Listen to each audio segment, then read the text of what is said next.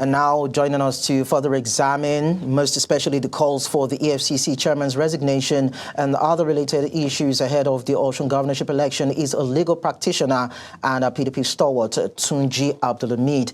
And we also have a political analyst, Jide Ojo, who is joining this conversation. Gentlemen, thank you so much for coming around.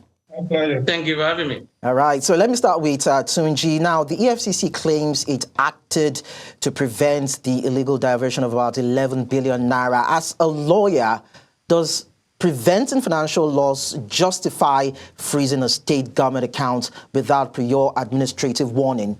I think for me, it's unfortunate that it happened. I'm not saying EFCC don't have the power to freeze the account of a state government within 72 hours. In fact, that law, as far as I'm concerned, is even unfortunate. Why would the state account be allowed to be frozen? Why? On what basis? If you believe that money will be moved out or money are being moved out from that account, why can't you trace where the money will be moved to and block that account instead of the state account? Because the state account accommodates other expenses like salary and other things that they want to do. So once you block the state account, that means you render the state useless or it starts still. That's what it means. So for me, doing that by EFCC is most unfortunate. I'm not talking about their power now, that whether or not they can do that, because the section is a particular section of the law, that section 34 and that of the EFCC Act and that of the money laundering, permit them to do that within 72 hours, pending when they will get the order. So, but I do not know the basis of upon which that account will be restrained by EFCC. So EFCC doing that, especially coming some days to elect. I don't want to use that one as a basis because whether coming to a date or 4 days, 10 months or whatever, once a crime is being committed, they have the power to go and go after those who are committing the crime. But like I said, the money being moved are being moved somewhere. They are not being withdrawn in cash. Even if they are being withdrawn in cash, you know those who perpetrate the act. Why punish the entire state for the act of certain individual, so for the act of people who you can identify, for the act of the accounts? Are they even be able to ascertain what those money were meant, the money being moved were meant for, before saying we are blocking the account because money are being moved? The state government must spend money almost every day. They must send money, they must withdraw money, or they must transfer money to somewhere. If you are able to ascertain that this money are being transferred to an individual account for no government purpose, then you go after those accounts, okay, other the state account, and then the state stands still. All right, it's now, unfortunate. So Jide, let me come to you. Now, with the Osun governorship election just days away, we cannot rule out the fact that we need to talk about the timing.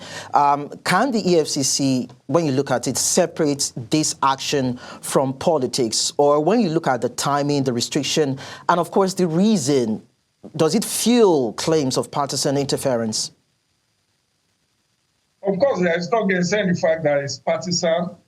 I reference, although it's not Olukoyede that was at the helm of affairs in 2022, I reference what happened in Ekiti when similar action was allegedly perpetrated by the state government, and in which case 20,000 each was paid into civil servants' account, because that's what APC claimed in their petition to EFCC, that the state government was paying 20,000 each to civil servants and some core members. But I know even federal government does it. We have seen the case with the re-election of Goodluck Jonathan in 2015, where $2.1 billion that was meant to fight insurgency, part of that funds that was approved by National Economic Council was diverted to the re-election bid of Goodluck Jonathan. And of course, we saw under Buhari when they were using trader money, farmer money, and all of that. Valued 7 days to election, Professor Shibajo and some other people in the presidency were still going about markets and giving people these funds, which they said was to a grant to support their business. But when you do it too close to election, it's also amount to vote buying. So for Olukoyede to have done what he did, like the president said, even if it has power, the timing is inappropriate, because you are, as my learned colleague has said, this restricting state government account is going to have collateral damage or collateral effect, as it were. Because if you know that this money has been moved and they are moved into certain accounts, it will go and interdict those accounts to which they are being moved. Not to say that the account can no longer be used to post debit. Because what it did was PND, post no debit. Yeah. So if you don't post any debit, how then do you assert it?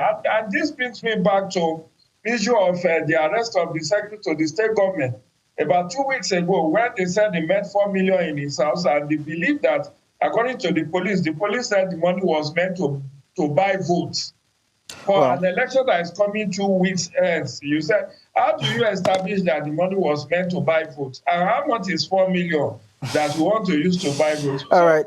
You call a dog a bad name in order to argue. But I think the president has done the right thing by saying, go get a court order, defreeze or unfreeze this account, and let the state government function. Okay. Because it's not about who wins on Saturday, Lekon.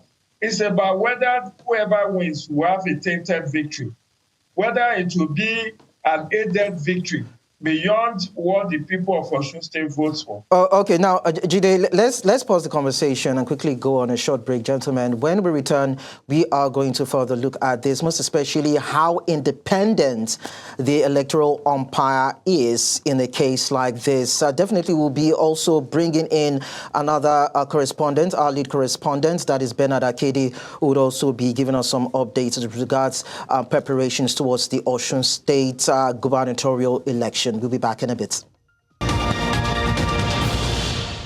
You're still watching news now on News Central Television. Of course, we are still looking at the preparations towards the Osun State gubernatorial election, even as we have Jide Ojo, who is a political analyst, and Tunji Abdulhamid, a PDP stalwart and legal practitioner, join us to discuss this. Of course, Bernard Akede, our lead correspondent, is also part of this. So let me quickly just talk to Bernard. So tell us, any updates as regards the shifting political dynamics in Osun State that is worthy of note? Well, Lekon, for today, it's pretty much been quiet and peaceful and calm, and largely because today is a Sunday, except for, like Mercy did mention to you earlier, certain former governors and chieftains of some parties pledging their allegiance with the APC governorship candidates here in the state. Besides that, it is same of same, but we are expecting to see some more political action and drama as the week officially begins tomorrow, Monday, and that largely is because from tomorrow we'll be seeing the final laps of most of the campaigns for most of the parties that will be running for this particular election. So, our radars are on, our antennas are standing. We will be expecting more political drama and political activity come Monday. Ben, it's quite interesting that despite the fact that the APC rally was attacked by unknown gunmen, several people were shot, even a 14-year-old boy. Up till now, as I confirmed from Mercy, we've not had an update from the Commissioner of Police in the States. Now, what does that tell us about the preparedness and the strength of the Nigerian police in the state to protect lives and property and apprehend those who are willing to disrupt election in the state? Well, Lekon, exactly this is the argument that, the opposition parties are bringing up, stating that, certain things are happening and that the police doesn't seem to be like they are in control. However, what we got from the police PRO when we arrived, in Osun State was that the police is solidly on ground, the police is non-partisan, and that the police will take charge of everything that is going on. And I think one thing they would like to hold on to is the fact that, like you mentioned, I think it's the Commissioner of Environment was held for about 24 hours in connection to these violent activities that you just talked about. So it's a pretty dicey one. In other live appearances that we've had, you had several people talk about the concerns that they have as to how peaceful the election will be, free and fair, how free and how fair it will be as well. But again, the police basically are just saying that they will do everything within their their power to ensure that security of lives and property and a peaceful polls is what Osun would experience. And I'd also equally like to add, I did mention this earlier in earlier bulletins, that we've begun to see presence of military on the ground as well in certain places, particularly in front of the INEC office where they have some kind of station. And those who we spoke to said there will be restriction of movement around INEC office come Monday as we get into, the thick of things concerning the election. Well, I'm glad, just as you've confirmed, that everywhere is calm in Osun State. We hope that they'll be able to maintain that decorum, of course, before August 15 and after the elections. Bernard Akede, thank you so much for sharing the updates with us. So I go back to the conversations with the gentlemen. Now, I'm going to bring Tunji into this conversation, and that has to do with the independency, or, so to speak, of the electoral umpire, with the president having to give an order that particular directive, the embargo placed on the Osun State account, should be reversed. Does it show that EFCC itself has, that free will to carry on its mandate? Except we want to deceive ourselves. As far as I'm concerned, EFCC, police, even INEC in quotes, are not independent. They get directives in a way from a particular, particularly government in power or some authority in power, and that directive by the president is one of it clearly confirmed the position of the people that EFCC is not independent and is being used by the government. Because I do not know, some people will come and say, hey, Betty, they are under the presidency, and so the president should not intervene. Why will he not intervene? He can intervene. He should allow, if he should allow agency that is independent to do whatever they believe is right. If they believe what they have done is not right, or is right, they should be allowed to maintain their stand and do whatever they want to do. But for me, the president directive may have saved some people or even the Osun State government, but that alone, it contradicts the position of the presidency that EFCC is independent. It shows clearly what people have been saying, that most time EFCC don't go after people who are in government. And I can tell you that is true. Better Edu has been suspended for how many months now, how many years, on the allegation of corruption. And EFCC said they are investigating her. To date, investigations are still going on, Tunji. So, Jide, let's have your own thoughts on this. Now, okay. Jide, critics are calling for the EFCC chairman's removal over what they termed as poor judgment. Now, defenders would say that he's actually doing his job, but then on which side of the divide are you? Well, to err is human, to forgive is divine. In as much as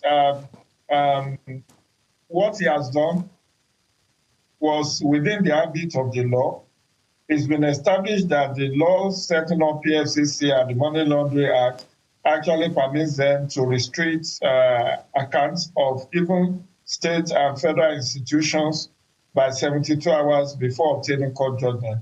What is in doubt is whether there was actually a court judgment in the first place, because the president was referring to court judgment, whereas in the press statement released by EFCC, there was no mention of court judgment. And the Osun State Attorney General said that they were never served any court judgment. But be that as it may, it's a case of optics.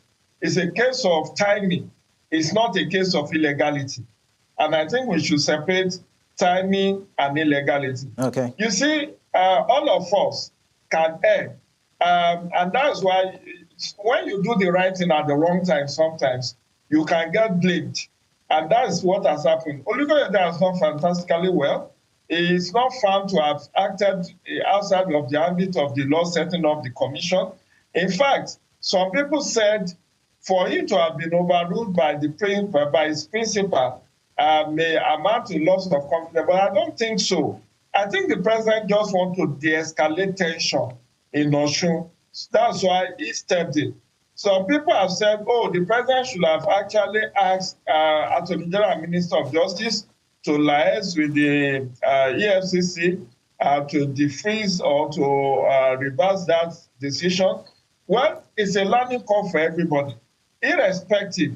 There is nobody that I wouldn't even call it mistake. And if you want to call it a mistake, in terms of poor judgment, it's an honest mistake.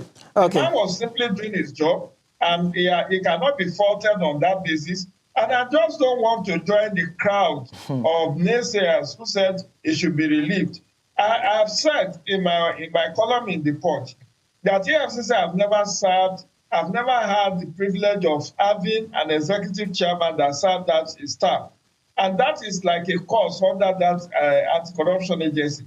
Every time and again, from Ibrahim Magu to Farida Waziri to Ibrahim Lamode down to the current NSA, who is Renew Rebatu, the foundation chairman, up to the last occupier, Abdurrashid Bawa, all of them were sacked before the completion of their tenure. And that is not good for an anti-corruption agency. All right. Okay, so Tunji, let's wrap up on this.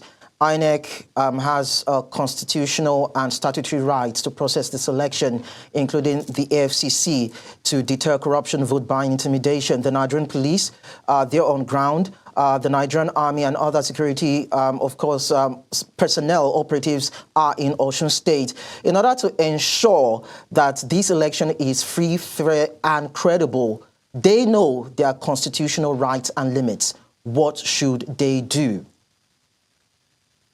They may know their constitutional right and duty, but in practice, they don't usually do that in the right way. They tend to support a particular group of person or candidate. They act in a way that will seem like they are working for a particular association or party. Look at Edo State, for instance. Before the election, certain people were being, not certain people belonging to PDP then, were being chased away, or being chased on the ground that they were investigating them for crime relating to the killing of somebody. Immediately after the election, those investigations fizzled out. You don't see it again. You see, as long as the police, the INEC, the security agencies that we have in Nigeria are biased, are not neutral, our election can never be free and fair. They are the reason behind the unfairness of our election, because they tend not to play the game the way it should play. I was involved in the election last time. I know what they did at the collation center. All right, they came and chased everybody out, including those who are agents. So basically, what we expect is that they should be neutral, and of course attend to the Constitution when it comes to doing their job over this matter. Thank you so much, Tunji Abdulhamid and Jide Ojo, for talking to us over this or about this. We appreciate that.